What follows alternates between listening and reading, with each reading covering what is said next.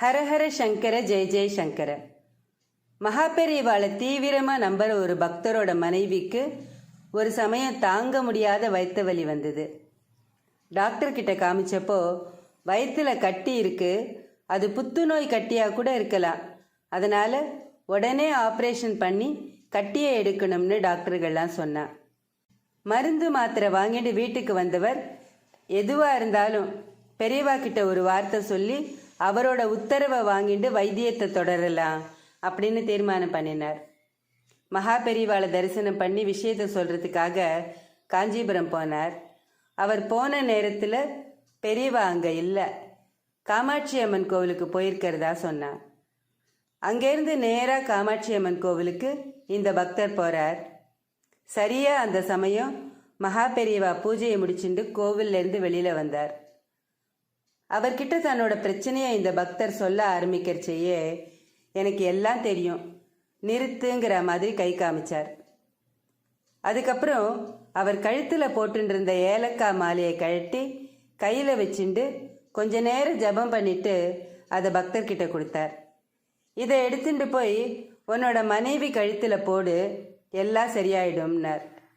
அவர் சந்தோஷமாக அந்த ஏலக்காய் மாலையை வாங்கிட்டு போய் மனைவி கிட்ட கொடுத்து கழுத்தில் போட்டுக்க சொன்னார். அதுக்கப்புறம் கொஞ்சம் கொஞ்சமாக வலி குறைஞ்சு சுத்தமாக வலியே இல்லாமல் ஆயிடுத்து.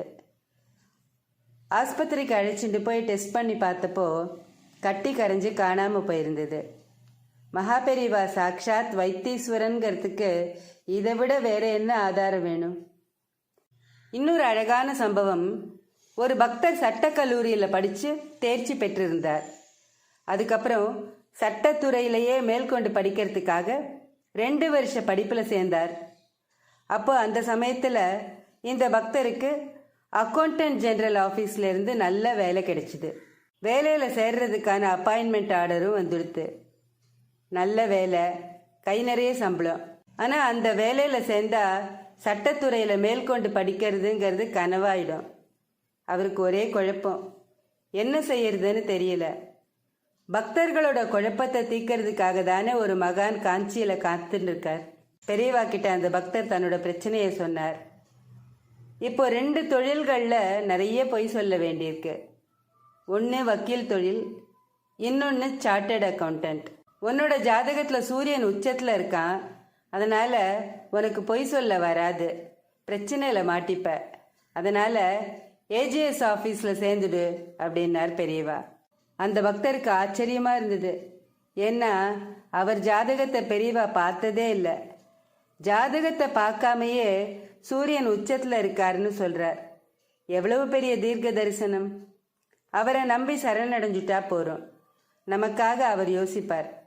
வேலையா, வியாதியா, பொருளாதார பிரச்சனையா, எல்லாத்துக்கும் அவரே வழி காட்டிடுவார். இந்த அளவுக்கு ஒரு பிரத்யக்ஷ தெய்வம் இனிமேல் வருமாங்கிறது சந்தேகம்தான். அவரோட பாதார விந்தங்களை வணங்கி வழிபடுவோம். ஹரஹர சங்கர ஜெய ஜெய சங்கர. காஞ்சி சங்கர காமகோட்டி சங்கர.